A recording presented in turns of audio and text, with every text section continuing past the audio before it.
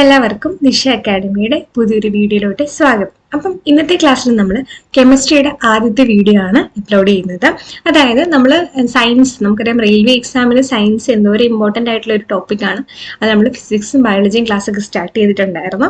അപ്പം നമുക്കിനി കെമിസ്ട്രിയിലോട്ട് നോക്കാം. കെമിസ്ട്രിയിലെ ഏറ്റവും ഇമ്പോർട്ടൻ്റ് ആയിട്ടുള്ള ഒരു ഏരിയ ആയിട്ടുള്ള ആസിഡ്, ബേസ് ആൻഡ് സോൾട്ട് എന്ന് പറയുന്ന ഒരു വീഡിയോ ആണ്, ഒരു ക്ലാസ് ആണ് ഇന്ന് ഞാനിവിടെ നോക്കുന്നത്. അപ്പൊ നമ്മൾ നോക്കി കഴിഞ്ഞു കഴിഞ്ഞാൽ നമ്മുടെ ആസിഡ്, ബേസ്, സോൾട്ട് ഈ ഒരു ടോപ്പിക്ക് ഇപ്പൊ കെമിസ്ട്രിയിൽ നമുക്കറിയാം, കെമിസ്ട്രിയിൽ ഒരുപാട് ഇമ്പോർട്ടൻ്റ് ആയിട്ടുള്ള ടോപ്പിക് ഉണ്ട്. ഇതിനകത്ത് പ്രീവിയസ് ഇയർ ക്വസ്റ്റ്യൻ, നമ്മൾ ഈ ക്ലാസ്സിന് ശേഷം നമുക്ക് പ്രീവിയസ് ഇയർ ക്വസ്റ്റ്യൻസും കൂടി നമുക്ക് നോക്കാം. അപ്പൊ ഈ ആസിഡ്, ബേസ്, സോൾട്ട് പഠിച്ചതിന് ശേഷം അതിനകത്ത് വരുന്ന ക്വസ്റ്റ്യൻസും കൂടി ഒന്ന് നമ്മൾ വർക്ക്ഔട്ട് ചെയ്യുമ്പോഴത്തേക്കും നമുക്ക് ഏകദേശം ഒരു ഐഡിയ കിട്ടും. അപ്പം അത് വെച്ചിട്ട് നമുക്ക് എന്താണ് ഇനിയുള്ള എക്സാമിന് വേണ്ടിയിട്ട് നല്ല രീതിയിൽ പ്രിപ്പയർ ചെയ്യാം. ഓക്കെ അല്ലേ? അപ്പൊ നമുക്ക് നമ്മുടെ ക്ലാസ്സിലോട്ട് വരാം. അപ്പം ആസിഡ്, ബേസ്, സോൾട്ട് എന്നുള്ളതാണ് ഇന്നത്തെ ടോപ്പിക്. അപ്പം ആദ്യമായിട്ട് നമുക്ക് ആ പേരിനകത്തുനിന്ന് തന്നെ ആസിഡ് എന്താണ് എന്ന് നമുക്ക് നോക്കാം. അപ്പൊ നമുക്ക് ആസിഡ്സ് കേൾക്കുമ്പോൾ നമുക്ക് മനസ്സിലാവും അല്ലെ, ആസിഡും അതുപോലെ നമ്മൾ ബേസ് എന്നൊക്കെ കേട്ടിട്ടുണ്ട്. ആസിഡ് എന്ന് പറഞ്ഞു കഴിഞ്ഞാൽ ശരിക്കും ആസിഡ് എന്ന് പറഞ്ഞാൽ ഒരു കോമ്പൗണ്ട് ആണ്. ഈ ആസിഡിന് ഒരു പ്രത്യേകതയുണ്ട്, അത് അതിന്റെ അക്വസ് സൊല്യൂഷനിൽ H+ അയോൺസിനെ ഡൊണേറ്റ് ചെയ്യുന്നവരാണ്. ഓക്കെ അല്ലേ?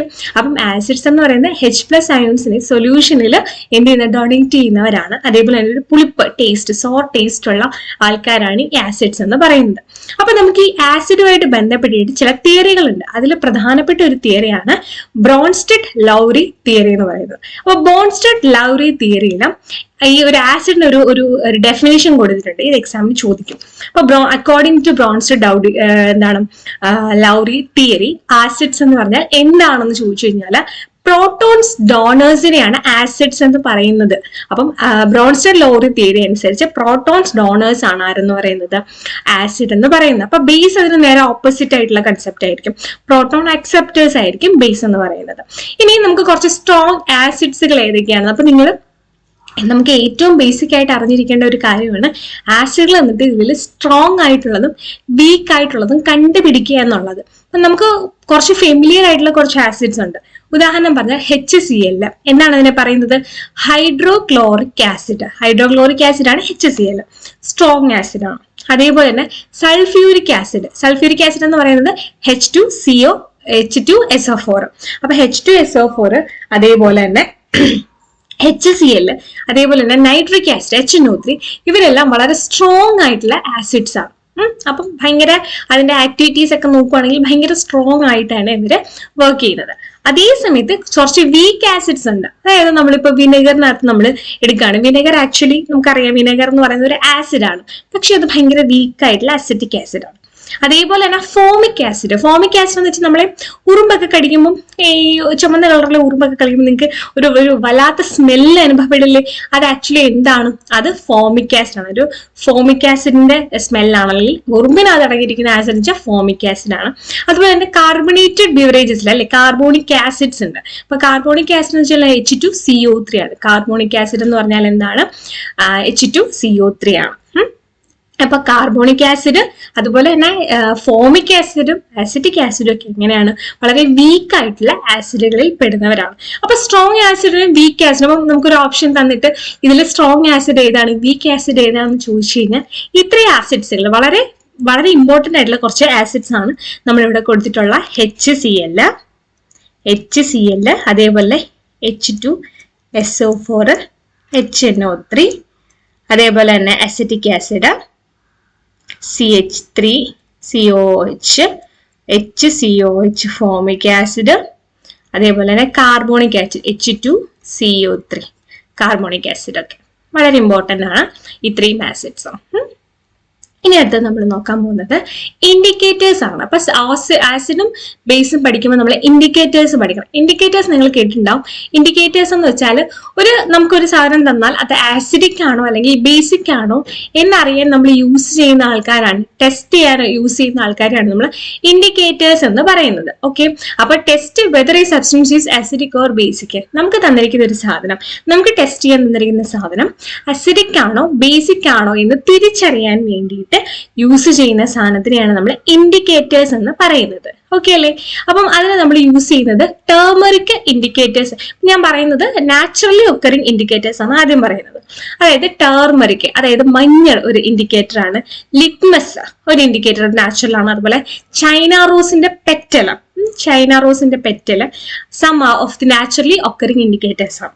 അപ്പം അത് ചോദിക്കും, നാച്ചുറലി ഒക്കറിംഗ് ആയിട്ടുള്ള ഇൻഡിക്കേറ്റേഴ്സ് ഏതൊക്കെയാണ്. നമുക്ക് കേൾക്കുമ്പോൾ തന്നെ അറിയാമല്ലോ, മഞ്ഞളും ലിറ്റ്മസ്. ഇപ്പൊ ലിറ്റ്മസ് ഡൗട്ട് ഉണ്ടാവും. ലിറ്റ്മസും നാച്ചുറൽ ഒക്കറിംഗ് ഇൻഡിക്കേറ്റേഴ്സ് ആണ്. അത് എടുക്കുന്നത് ആൽഗയിൽ നിന്നാണ്. ആൽഗെ എന്ന് പറയുന്നത് ആക്ച്വലി എന്താണ്, പ്ലാൻ ഗ്രൂപ്പിനകത്ത് വരുന്നതാണ്. പ്ലാൻ കിങ്ഡത്തിൽ നമ്മൾ പഠിക്കുന്നതാണ് ആൽഗെ എന്ന് പറയുന്നത്. അപ്പം ഈ ആൽഗെ അതായത് താലോഫൈറ്റിൽ നിന്നും എടുക്കുന്നതാണ്. ആൽഗയെ മറ്റൊരു രീതിയിൽ നമുക്ക് പറഞ്ഞാൽ താലോഫൈറ്റുകൾ എന്ന് പറയാം. താലോഫൈറ്റുകളിൽ നിന്ന് എടുക്കുന്നതാണ് എന്തെന്ന് പറയുന്നത്, ലിറ്റ്മസ്. അതായത് താലോഫൈറ്റ് ലൈക്കൺ ആണ്. ആൽഗേസിന്റെയും അതേപോലെ തന്നെ ഫംഗൽ അസോസിയേഷൻ ആണ് ആക്ച്വലി ഈ ലൈക്കൻസ്. ഈ ലൈക്കൻസിൽ നിന്നാണ് നമ്മൾ എന്തെടുക്കുന്നത്, ലിറ്റ്മസ് പേപ്പർ എടുക്കുന്നത്. അപ്പൊ ലിറ്റ്മസ് എന്ന് പറയുന്നത് എവിടെ നിന്നാണ് എക്സ്ട്രാക്ട് ചെയ്യുന്നതെന്ന് ചോദിച്ചു കഴിഞ്ഞാൽ ലൈക്കൻസിൽ നിന്നാണ് എക്സ്ട്രാക്ട് ചെയ്യുന്നത്. ഇനി നമുക്ക് ഇപ്പൊ ഈ ലിറ്റ്മസ് പറയുന്ന നാച്ചുറൽ ഇൻഡിക്കേറ്റേഴ്സ് ആണ്. ഇനി ഇത് കൂടാതെ നമുക്ക് അല്ലാത്ത എന്താണ് ഇൻഡിക്കേറ്റേഴ്സ് ഉണ്ട്. അതായത് നമ്മൾ ഈ ലാബിലൊക്കെ യൂസ് ചെയ്യുന്നത് നാച്ചുറൽ ഇൻഡിക്കേറ്റേഴ്സ് അല്ല. നമുക്ക് ഫിനോഫ്തലീൻ നിങ്ങൾ കേട്ടിട്ടില്ലേ? ഫിനോഫ്തലീൻ എന്ന് പറഞ്ഞ ഒരു ഇൻഡിക്കേറ്റർ ഉണ്ട്. അത് ആക്ച്വലി ആസിഡിൽ ആസിഡിൽ അത് കളർലെസ് ആണ്. പക്ഷേ ബേസിൽ അതിൽ ഏത് കളർ വരും? ബേസിൽ പിങ്ക് കളർ തരും. ബേസിൽ എന്ത് കളർ വരും? Pink colour. ആസിഡിൽ അത് എന്ത് കളർ വരും? കളർലെസ് ആണ്. ബേസിൽ പിങ്ക് കളർ. അതേപോലെ തന്നെ നമ്മൾ മറ്റൊരു ഇമ്പോർട്ടന്റ് ആയിട്ടുള്ള ഒരു ഇൻഡിക്കേറ്റർ ആണ് മീഥൈൽ ഓറഞ്ച്. മീഥൈൽ ഓറഞ്ച് ഇത് ആസിഡിൽ എന്താണ്? ആസിഡിൽ നമുക്കൊരു റെഡ് കളറും ബേസിൽ നമുക്ക് യെല്ലോ കളറും തരും. ഇമ്പോർട്ടന്റ് ആണ് ഈ സാധനങ്ങളൊക്കെ. ഇനി ലിറ്റ്മസ് പേപ്പറിന്റെ കാര്യം നമ്മൾ പറഞ്ഞില്ലേ, ലിറ്റ്മസിന് പ്രത്യേകതയുണ്ട്. ലിറ്റ്മസ് നോക്കുകയാണെങ്കിൽ, ലിറ്റ്മസ് നമ്മളൊരു അസിഡിക് സൊല്യൂഷനകത്ത് മുക്കുകയാണെങ്കിൽ എന്തായിട്ട് മാറും? അത് അസിഡിക് സൊല്യൂഷനകത്ത് നമ്മൾ ആഡ് ചെയ്യുകയാണെന്നുണ്ടെങ്കിൽ അത് റെഡ് കളറായിട്ട് മാറും. ലിറ്റ്മസ് റെഡ് ആവുന്നത് അസിഡിക്കിലാണ്, ബ്ലൂ ആവുന്ന ഏതിലാണ്? ബേസിലാണ്. ഇങ്ങനെ ആലോചിച്ചാൽ മതി. Base blue, litmus. അപ്പൊ ലിറ്റ്മസില് എന്താണ് പ്രത്യേകത? ലിറ്റ്മസ് പേപ്പറിനെ ബേസ് എന്താക്കി മാറ്റുന്നു? ബ്ലൂ കളറാക്കി മാറ്റുന്നു. ആസിഡ് റെഡ് കളറുമാക്കി മാറ്റുന്നു. അപ്പൊ ബേസ് ബ്ലൂ കളറാക്കുന്നത് ലിറ്റ്മസ്, അതേപോലെ തന്നെ ആസിഡിൽ റെഡ് കളറാക്കുന്നത് ലിറ്റ്മസ്. ക്ലിയർ അല്ലേ? ഈ ഒരു സാധനം വളരെ ഇമ്പോർട്ടന്റ് ആണ്. ഫിനോഫ്തലീൻ ആസിഡിൽ കളറില്ല, ബേസിൽ പിങ്ക് കളറാണ്. മീഥൈൽ ഓറഞ്ച് ആസിഡിൽ റെഡ് കളറ്, ബേസിൽ യെല്ലോ കളറ്. ലിറ്റ്മസ് ആസിഡിൽ റെഡ് കളറ്, അതുപോലെ ബേസിൽ ബ്ലൂ കളർ. മീഥൈൽ ഓറഞ്ചും ലിറ്റ്മസും ആസിഡിന് സെയിം കളറാ തരുന്നതെന്ന് ആലോചിച്ചാൽ മതി. പിന്നെ എന്താണ്? ബ്ലൂ ആണ് ബേസ്, അതുപോലെ തന്നെ യെല്ലോ ആണ് മീഥൈൽ ഓറഞ്ചിന്റെ കേസ്. ഫിനോഫ്തലീൻ ഒരു പിങ്ക് കളറാണ്. അത് ബേസിക് സൊല്യൂഷൻ ആവുമ്പോഴാണ് അത് പിങ്ക് കളർ ആവുന്നത്. ഓക്കെ അല്ലേ?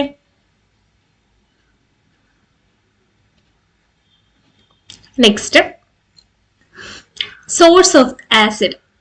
സോഴ്സ് ഓഫ് ആസിഡ് നമുക്ക് നോക്കാം. നമുക്ക് എക്സാമിന് ഒരുപാട് ക്വസ്റ്റ്യൻസ് ചോദിക്കുന്ന ഒരു ഏരിയ ആണ്. നമുക്കൊരു സബ്സ്റ്റൻസ് സോഴ്സ് തന്നിട്ട് അതിൽ അടങ്ങിയിരിക്കുന്ന ആസിഡ് ഏതാണ്. അപ്പൊ അങ്ങനെ ഇമ്പോർട്ടന്റ് ആയിട്ടുള്ള കുറച്ച് നമ്പേഴ്സ് നമ്മൾ പറഞ്ഞിട്ടുണ്ട്, നമ്മൾ അതിനകത്ത് കൊടുക്കുന്നുണ്ട്. ബാക്കി നമ്മൾ തന്നെ പഠിക്കണം. അത് നമുക്ക് പ്രീവിയസ് ഇയർ ക്വസ്റ്റ്യൻസിനകത്തു നിന്നൊക്കെ കുറെ പഠിക്കാനുണ്ട്. പക്ഷെ നിങ്ങൾ ബേസിക് ആയിട്ട് വളരെ ഇമ്പോർട്ടന്റ് ആയിട്ട് അറിഞ്ഞിരിക്കേണ്ട കുറച്ച്, വളരെ റിപ്പീറ്റഡ് ആയിട്ട് ചോദിക്കുന്ന കുറച്ച് കാര്യങ്ങൾ നമ്മൾ പഠിച്ചു വെക്കണം. അതിലൊന്നാണ് വിനാഗിരി അല്ലെങ്കിൽ വിനെഗർ എന്ന് പറയുന്നത്. വിനെഗറിൽ അടങ്ങിയിരിക്കുന്ന ആസിഡ് ഏതാണെന്ന് ചോദിച്ചു കഴിഞ്ഞാൽ എന്താണ്? അത് അസറ്റിക് ആസിഡ് ആണ്. അസറ്റിക് ആസിഡ് എവിടെ അടങ്ങിയിരിക്കുന്നത്? വിനാഗിരി. വിനെഗർ നമ്മൾ യൂസ് ചെയ്യുന്ന വിനാഗിരിയിൽ അടങ്ങിയിരിക്കുന്നത് അസറ്റിക് ആസിഡ് ഒരു വീക്ക് ആസിഡ് ആണ്. അതേപോലെ സിട്രസ് ഫ്രൂട്ട്സിൽ, നാരങ്ങയിലൊക്കെ നമ്മൾ നോക്കിക്കഴിഞ്ഞാൽ നാരങ്ങയിൽ അടങ്ങിയിരിക്കുന്നത്, സിട്രസ് ഫ്രൂട്ടിൽ അടങ്ങിയിരിക്കുന്നത് സിട്രിക് ആസിഡ് അല്ലെ? സിട്രിക് ആസിഡ് ആണ് സിട്രസ് ഫ്രൂട്ട്. വൈറ്റമിൻ സി ആണ് എന്തിനകത്തുള്ളത്? സിട്രസ് ഫ്രൂട്ടിൽ. ഇപ്പൊ സിട്രിക് ആസിഡ് എന്നതാണ് സിട്രസ് ഫ്രൂട്ടിലാണുള്ളത്. അതുപോലെ തന്നെ ഗ്രേപ്സ്, അതുപോലെ ടാമറിൻഡ്, ഗൂസ്ബെറീസ്. ഗ്രേപ്സ്, പുളി, ഗൂസ്ബെറീസ്, ഇതിലെല്ലാത്തിലും അടങ്ങിയിരിക്കുന്നതാണ് ടാർട്ടാറിക് ആസിഡ്. നോക്കിക്കേ, ഗ്രേപ്സ്, ടാമറിൻഡിനകത്ത് ടാർട്ടാറിക് ആസിഡ് എന്ന് ആലോചിച്ചാൽ പോരെ. Tartaric, tamarind. അതുപോലെ ഗൂസ്ബെറീസിനകത്തും ടാർട്ടാറിക് ആസിഡ് ആണ്. സോർ മിൽക്കിനകത്ത് അടങ്ങിയിരിക്കുന്നത്, മിൽക്കിൽ അടങ്ങിയിരിക്കുന്നത് ആ പേരിൽ തന്നെ നമുക്ക് ലാക്ടിക് ആസിഡ്, ലാക്ടോജൻ, മിൽക്കുമായിട്ട് ബന്ധപ്പെട്ട പേരല്ലേ, അപ്പൊ ലാക്ടിക് ആസിഡ് മിൽക്കിൽ അടങ്ങിയിരിക്കുന്നത്. അടുത്തത് ആപ്പിളിൽ അടങ്ങിയിരിക്കുന്നതാണ് മാലിക് ആസിഡ്. അപ്പൊ മാലിക് ആസിഡ് എന്ന് പറയുന്നത് എവിടെയാണുള്ളത്? ആപ്പിളിലാണ്. അപ്പൊ ആപ്പിളിൽ അടങ്ങിയിരിക്കുന്ന മാലിക് ആസിഡ്. കേർഡിലെ തൈരിൽ അടങ്ങിയിരിക്കുന്ന ആസിഡാണ് ബ്യൂട്ടറിക് ആസിഡ്. തൈരിൽ അടങ്ങിയിരിക്കുന്ന ആസിഡ് എന്താണ്? Butyric acid. ടീയിലും ടൊമാറ്റോയിലും ഓക്സ് ആണെന്ന് ആലോചിച്ചാൽ മതി. ടീയും ടൊമാറ്റോയില് ഓക്സാലിക് ആസിഡ് ആണ്. നമ്മുടെ ചായയിലും അതുപോലെ തന്നെ ടൊമാറ്റോയിലും അടങ്ങിയിരിക്കുന്ന ആസിഡ് ഏതാന്ന് ചോദിച്ചു കഴിഞ്ഞാൽ ഓക്സാലിക് ആസിഡ് ആണ്. അതുപോലെ തന്നെ ആന്റിന്റെ സ്റ്റിങ് അല്ലെ, ഉറുമ്പ് കടിക്കുമ്പോഴും അതുപോലെ ബീസ് ഒക്കെ കടിക്കുമ്പോഴും അത് ഏത് ആസിഡാണ്? അത് ഫോമിക് ആസിഡ് ആണ്. ഫോമിക് ആസിഡ് ആണ്.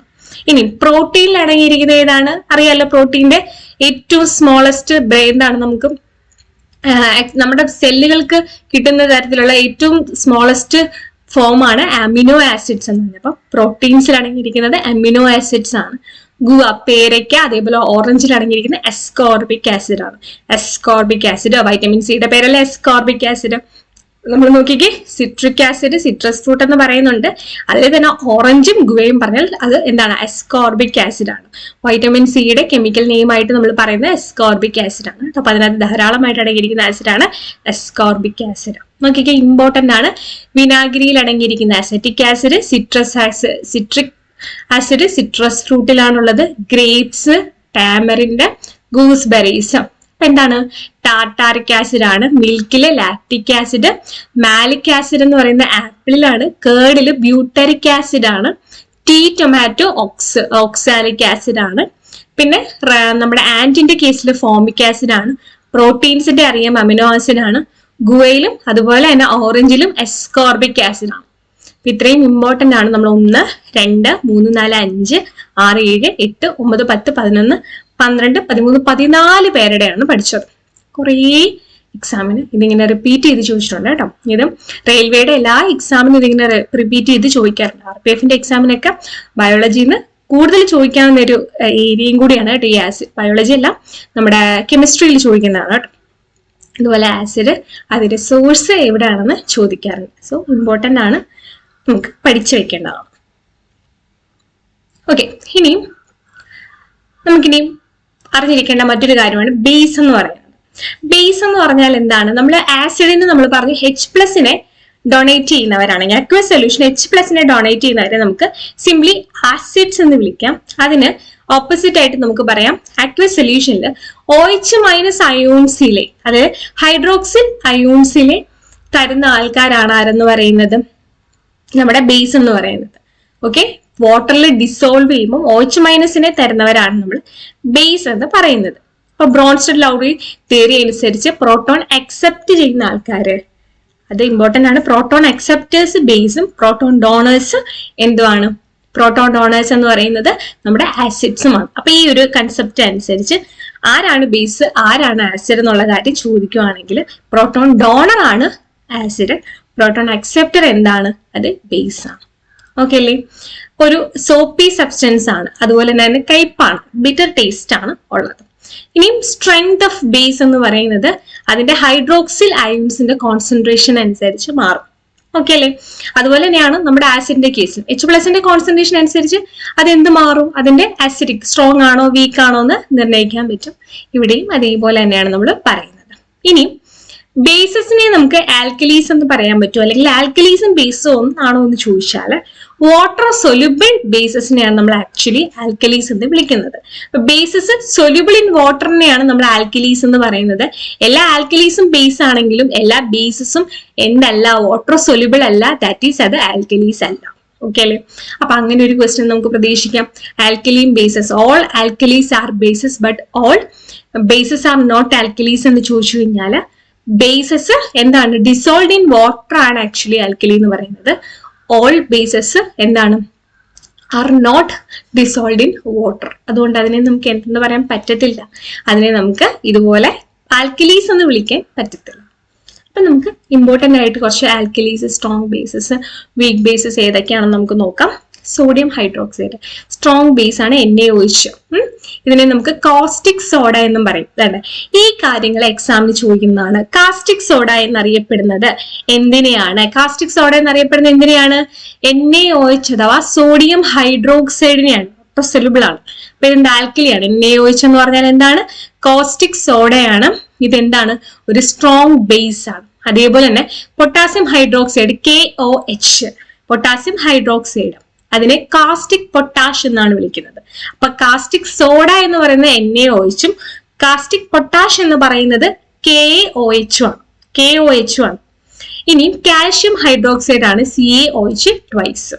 CaOH ട്വൈസ് എന്താണ്? Calcium hydroxide. നോക്കിക്കേ, ഇതൊക്കെ സ്ട്രോങ് ആണ്. കാസ്റ്റിക് സോഡ എന്ന് പറയുന്ന NaOH, കാസ്റ്റിക് പൊട്ടാഷ് എന്ന് പറയുന്ന KOH, calcium hydroxide CaOH twice. ഭയങ്കര സ്ട്രോങ് ആണ്. ഇനി വീക്ക് ബേസ് എന്ന് പറയുന്നത് മഗ്നീഷ്യം ഹൈഡ്രോക്സൈഡ് ഒരു വീക്ക് ബേസ് ആണ്. അമോണിയം ഹൈഡ്രോക്സൈഡ് NH4OH ഒരു വീക്ക് ബേസ് ആണ്. അപ്പൊ സ്ട്രോങ് ബേസസും വീക്ക് ബേസസും പഠിക്കണം. സ്ട്രോങ് ആസിഡും വീക്ക് ആസിഡും പഠിക്കണം. ഇനി സോൾട്ട് എന്താണ് സോൾട്ട് എന്ന് പറയുന്നത്?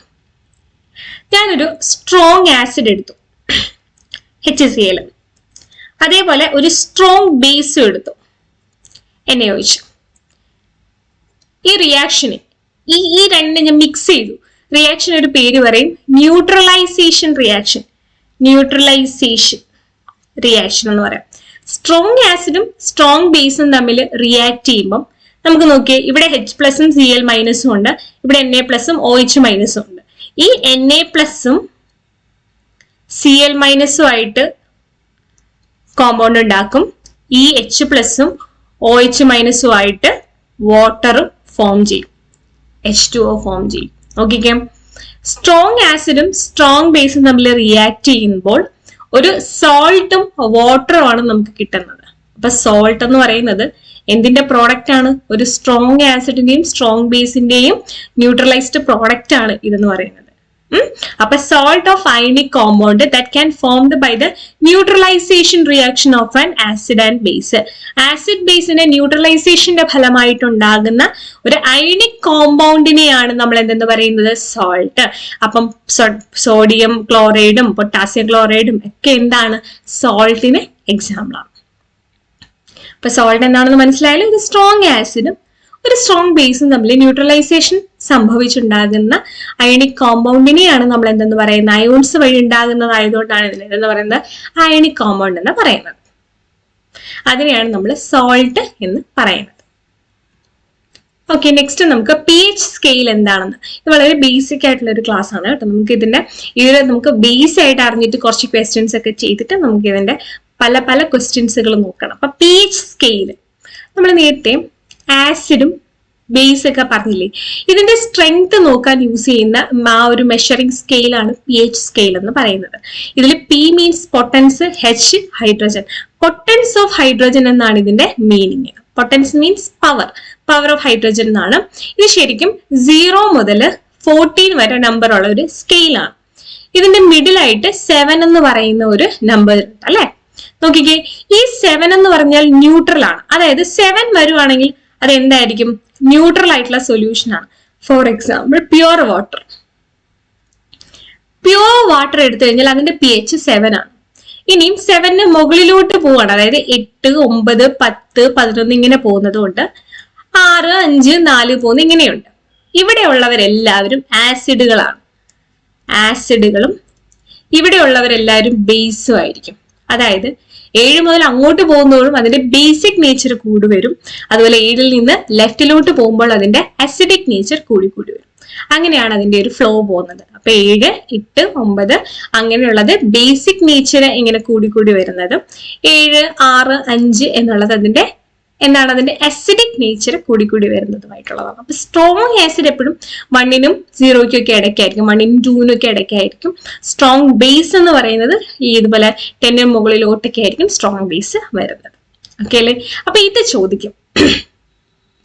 ഇത് ഒരുപാട് ക്വസ്റ്റ്യൻ അത് ചോദിക്കുന്നതാണ് pH വാല്യൂ എത്രയാണ്. pH വാല്യൂ പഠിച്ചു വെക്കണം. എല്ലാത്തിന്റെയും നമുക്ക് പഠിക്കേണ്ട, നമുക്ക് ഇമ്പോർട്ടന്റ് ആയിട്ടുള്ള കുറച്ച് ആൾക്കാരുടെ pH വാല്യൂ പഠിക്കണം. അതേപോലെ തന്നെ നമുക്ക് H+ന്റെ അളവ് കൂടുതലാണെങ്കിൽ, അങ്ങനെ ഒരു ക്വസ്റ്റ്യൻ ചോദിച്ചാൽ, അതായത് H+ന്റെ അളവ് കൂടുതലാണെങ്കിൽ അതിന്റെ pH കുറവായിരിക്കോ കൂടുതലായിരിക്കോ?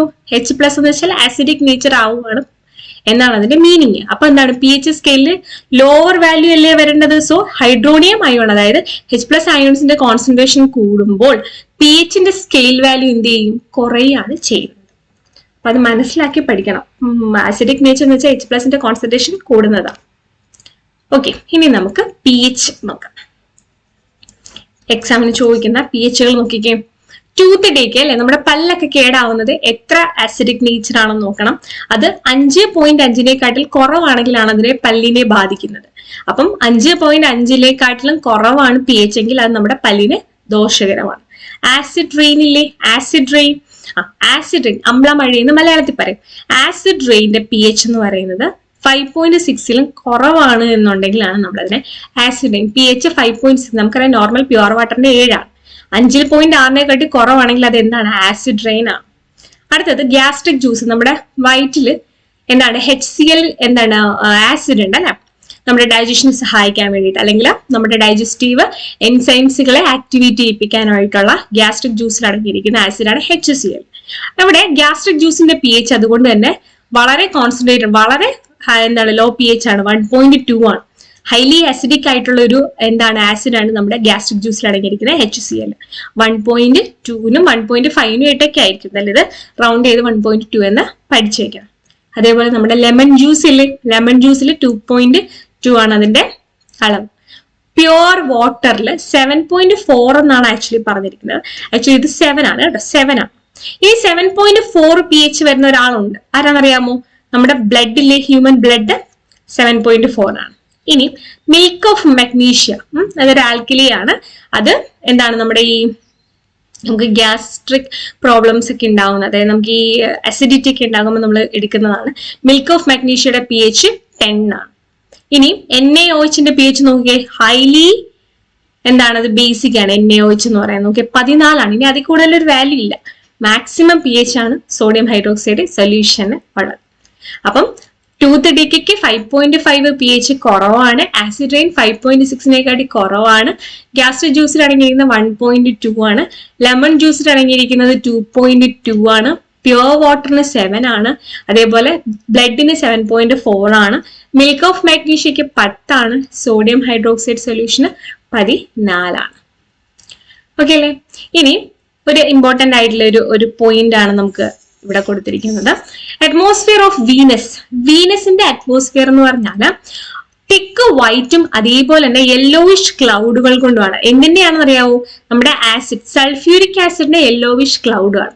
അപ്പൊ ഇത് നിങ്ങൾക്ക് എക്സാമിന് ചോദിക്കാവുന്ന പ്രതീക്ഷിക്കാവുന്ന ഒരു ക്വസ്റ്റ്യൻ ആണ്. വീനസിന്റെ സർഫസിൽ കാണുന്ന ഏത് ആസിഡാണ്? ഏത് ആസിഡാണ്? അത് സൾഫ്യൂരിക് ആസിഡാണ്.